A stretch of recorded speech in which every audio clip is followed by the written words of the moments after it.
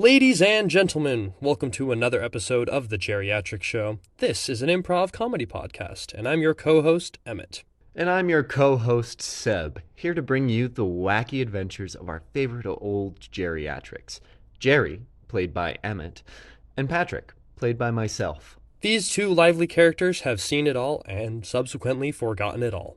From reminiscing about the good old days to navigating the absurdities of the retirement home, Jerry and Patrick keep finding themselves lost in their stories. Joining them is a cast of ridiculous characters who are brought to life through their stories and our voices. Whether they're engaging in spicy gossip or attempting to understand the latest technology, there is always a dull moment with these two. So, grab your cup of lukewarm tea, sit back, and prepare to be entertained by the comedic brilliance of Jerry and Patrick. Thanks for listening. Patrick. What? We're here. Why are we here? What? Who? What? Well, that was. But that's Jerry. Jerry.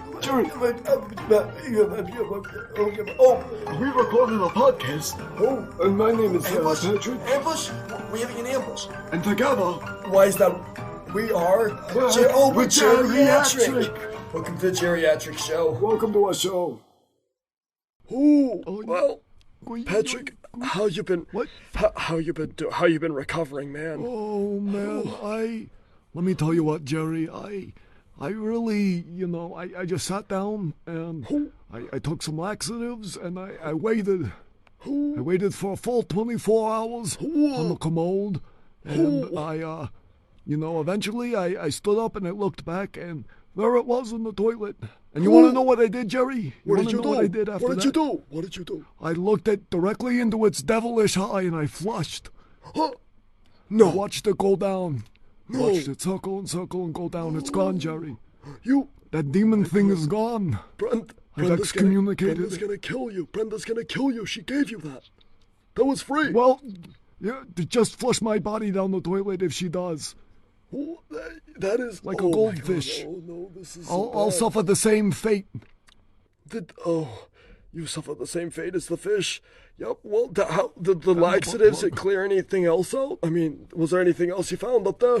They cleaned a lot out, That was a very good cleanse to have done, Did you find any of Jerry? your old tax records up there? No tax records. There was a lot of old oatmeal though that I don't know had gotten stuck in there or something. Hadn't been I digested? don't know. Yeah, I don't know. Were you Maybe it was storing for hibernation? I do tend to store things in my lower intestine for hibernation. It's my tactic for the winters.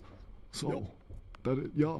Jerry, how are you? How'd you survive that? Well, after the vibrator was on, that took me for a spin. I mean, literally, I started spinning. I couldn't move very well. I stood up and I was walking my around, and I just had to move. The vibrator was just vibrating in my body and prattled and probably it reminded me of a knot when we would just be back there and we'd be sitting there and then and it would be all and we'd be all sitting there and it'd be all vibrating, and I had some flashbacks. Thankfully, Charlotte heard my cries. Actually, no. That's good. Was it That's Charlotte good. first? Charlotte did hear my cries, but no, I think Mitch heard it first. Mitch came in first. He opened the door, saw me running around vibrating, and then closed the door, so he didn't do anything. Then Charlotte came in. okay. I was really excited it was was going to be gonna Charlotte, say- but it was Mitch, and it was scary. Mitch was gonna be a savior. That was so unlikely of Mitch, but no, he just closed the door. He just closed the door. He That's a almost classic Mitch almost move. scared it out of me. But nope, I had to be with Charlotte. Charlotte came in. She looked incredibly disappointed, as she always does. And I simply bent over while I was spinning in circles, and she plucked it right out of me with a. Wow. Was that mid-spin that she just... Yeah, it was impressive. Yeah. It was like she was working at a those carnival rides that spin in circles. Yeah. Like imagine my asshole was going around in a circle, and then she strategically moved around and pulled it out. That's the skill I she wonder has. if she worked at a butt-plug carnival before. I know. She has incredible skills. Yeah, she does have that Connie look to her. Ooh, You know. she very much does. Yeah, she does. she looks like she's gonna make me play a game that I don't ever win. Yeah, well, that's kind of what the retirement home is. It's a game you don't really have a win. Well, yeah, you're right. But, Unless you think that death is winning. or oatmeal. Because maybe it's like getting to the end of the lifeboat, and you go into the retirement home, and then you do. That's it. You win the game. Win the game. I've yet to complete it, so we'll check back if I ever do. Let me know when you do. Yep. Oh, I've been on long time. Let me know what your winning. score was. Yeah, I for sure will. I think Julius Caesar told me. He told me to tell him when I won the life game too. So it's been a hot minute since I've known about the life game. Well, you suddenly beat him. I certainly did. I did beat him. I did beat him too with a knife, with one of the old stabby stabs. I was there. It was a fun time. Oh, you were there. I was you there. beat him with it though. I did. Jerry, do you know how to use a knife? Nope. I learned that day that I wasn't meant to be a fighter. Oh, yeah. That makes a lot of sense. If you. Yeah. That's why. How were you holding it? Did you have it by the blade or? Yeah, I had drinking a little bit too much that day because I was really excited about the whole attack. And someone handed me a dagger that I had never. It was like curved and it was weird, and I saw that the handle looked really nice, and I was like, I mean, for the emperor, I gotta. Let me tell you, it was a long time ago. I can't believe I'm remembering this right now, but I think I grabbed the sword and I was hitting him with the hilt of the sword just whapping him on the head. That's a classic rookie mistake. Yeah, if you look in the drawings, you see that he has a little bit of a bruise on his head. That's from me. Oh, really? Yeah. I've always wondered where that bruise came from because, there's a whole lot of holes and then one sort of bruise there. So I was really curious about that. They didn't let me stay in. No, they didn't let me stay in the group photo either. They said I failed at my job, so I'm off to. I'm actually the one who painted them. They didn't let me be in. Oh, really? Yeah. Really?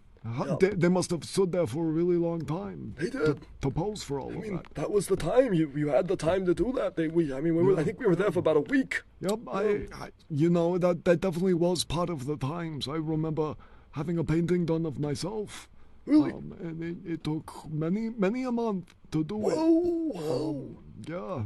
It was also very, very expensive. I lost my house. I lost my dog. Yep. I had to auction them off, Whoa. just for a painting. Whoa. Was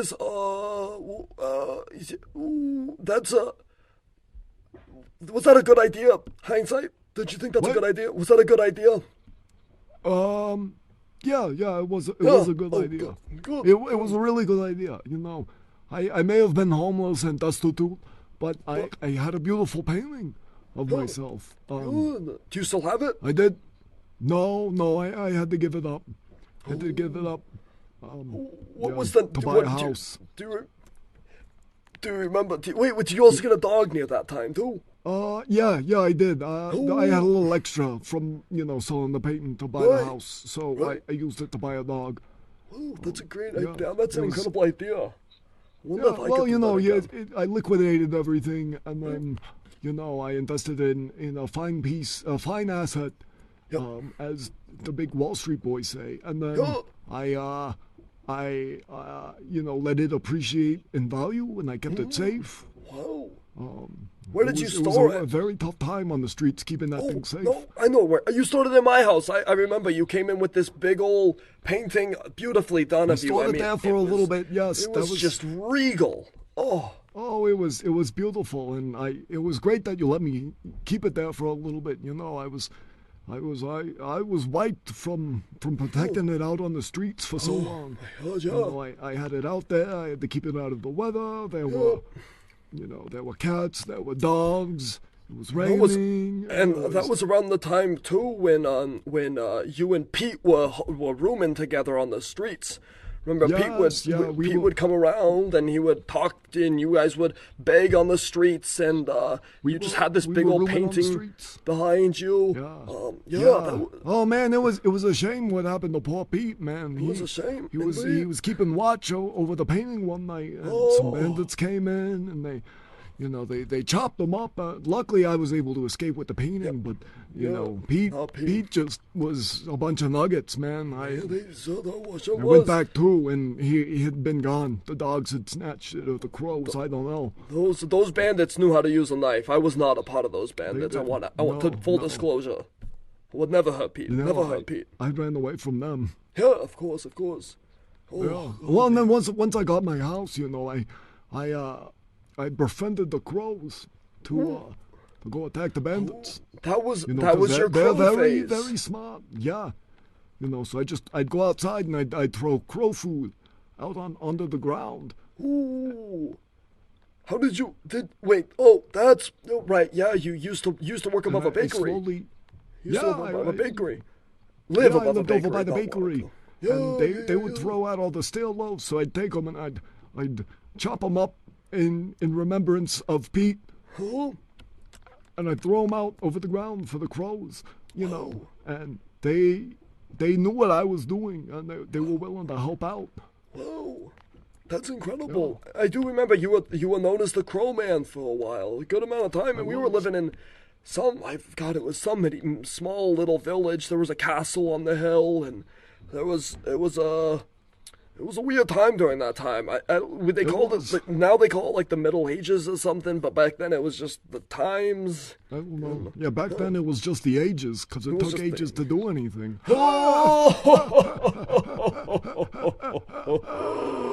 That's a good one. Thank you. Golly. Well, now I feel like we're back in the ages too. It takes ages to get anywhere. I mean, I want to go to the bathroom. Right. I gotta set a schedule for when I want to go to the bathroom. It takes so long. You're right. Yeah. Oh my goodness. I gotta do the same thing, you know. I got the alarm clock that goes off, because if I get off a schedule, man, it's not good. No, that bodily. Things get so delayed. If I don't poop every morning at exactly 8:35, the rest of the day is a mess. It throws off the whole day. You know. I've had to cancel plans. You need at least 15 minutes to get to breakfast after that, and then you need another 30 to get to bingo after that. And then while you're at bingo, you don't know how long you're going to be there because of the time vortex, but that's another part. Exactly. Yeah, they got that time vortex thing that they throw all the balls into, and then it's amazing. Spit them out one by one. It's wild. It's a crazy piece of technology or whatever. Because I remember we've been here for so long. They used to not have it. They used to just have a little hand roller. They had a little. It was like a little hobbit figure who would just sit there, and he had this weird look to him, and would say weird words, and he would shake it around, and a ball would appear. But I think through the budget cuts, they had to get rid of him, and they got a little electric machine. Then before that, they had the guy who would just eat the rocks with the numbers on it. Oh, yeah. And then you'd shake him up, and he'd burp out a rock, and that's. That was a weird one. That one didn't last very long. Those were simpler times. We didn't like that one very much. I think there was a guy before that too. I really preferred the guy who just shouted numbers. He just had that weird tick where he just would shout numbers all the time. Yeah.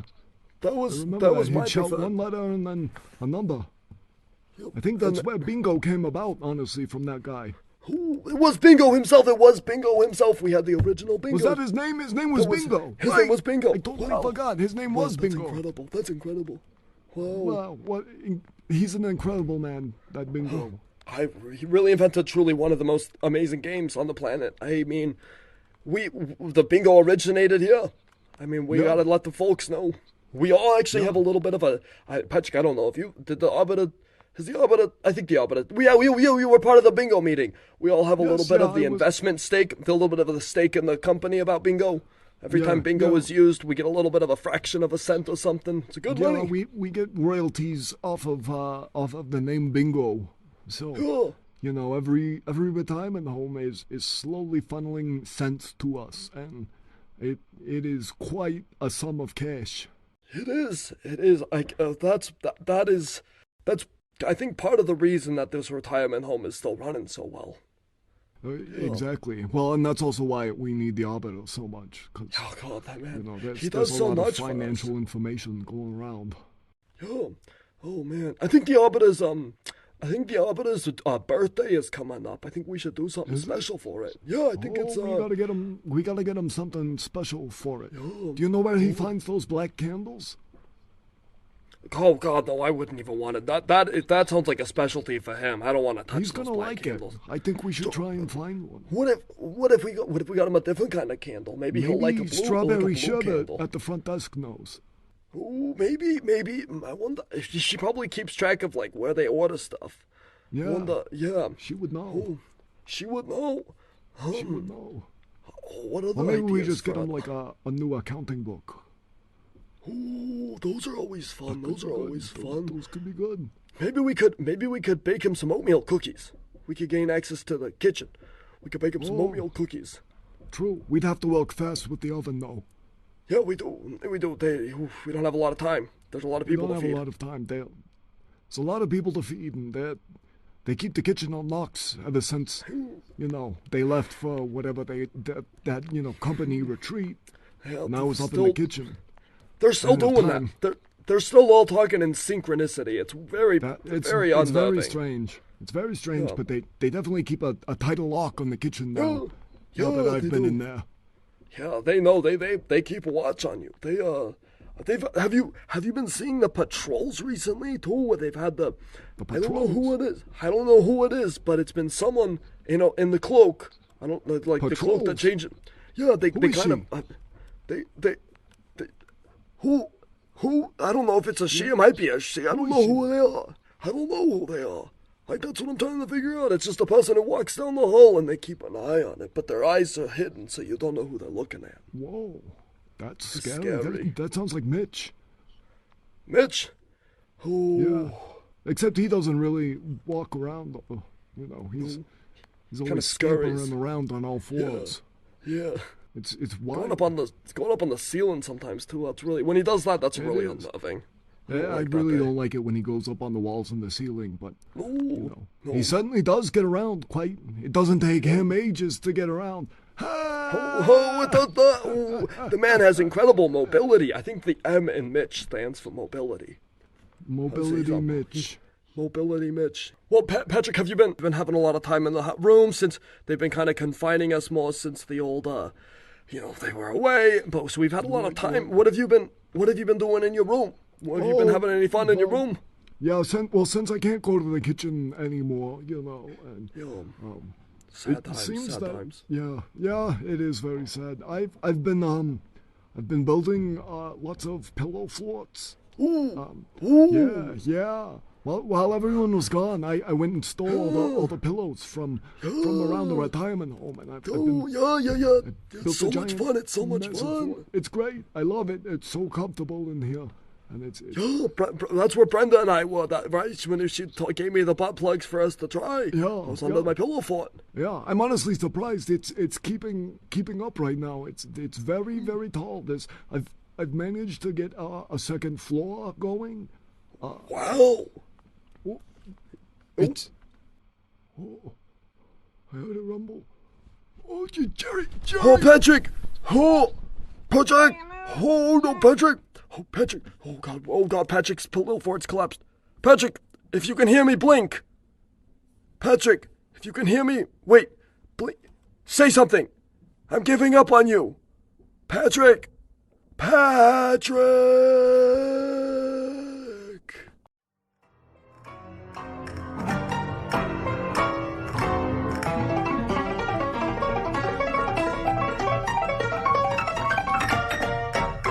Bye-bye, and thank you for listening to our show.